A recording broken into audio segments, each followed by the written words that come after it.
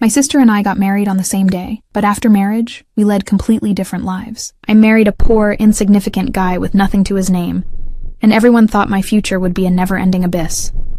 But to everyone's surprise, after marriage, he successfully started his own business and became a wealthy entrepreneur. We lived a blissful, almost fairy tale life. On the other hand, my sister, driven by vanity, married a rich and powerful military officer, expecting a life filled with luxury and riches. But unexpectedly, the officer died just 5 days after their wedding, leaving my sister a widow. Her life became difficult and miserable. In the face of such a huge contrast, my sister lost her mind and decided to drag me down with her. But to our shock, we unexpectedly reincarnated, back to the day when we were choosing our husbands. Our mother was still biased, insisting on marrying me off to the small-time thug, but my sister snatched the marriage papers and said she would marry him for me. This unusual act immediately made me realize that my sister had also been reborn. But our mother, always favoring her, kept persuading my sister to choose the officer. To convince her, my sister lied, saying that the small-time thug would become very wealthy in the future, while the officer was a widowmaker with a short life expectancy. My mother, believing the lie, handed the officer's marriage papers to me instead. What they didn't know was, though I appeared to have a glamorous life on the surface, my mother-in-law treated me horribly at first, and even my husband was fickle and ruthless. With no support, I had no choice but to endure. Soon,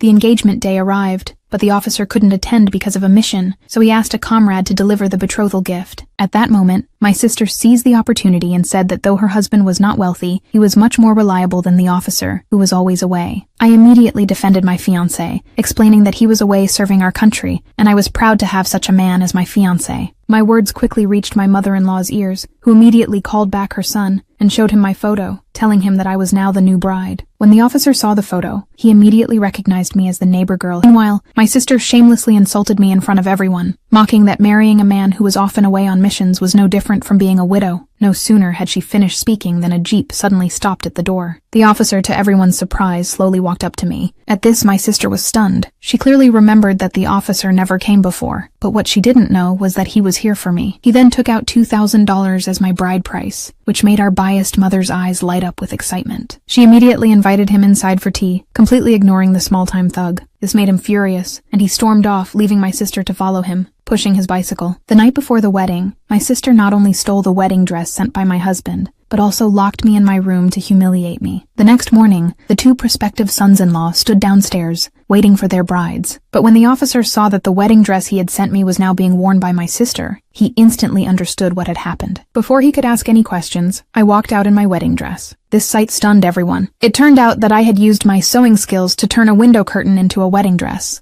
At that moment, I completely crushed my sister. The officer also understood how my family had been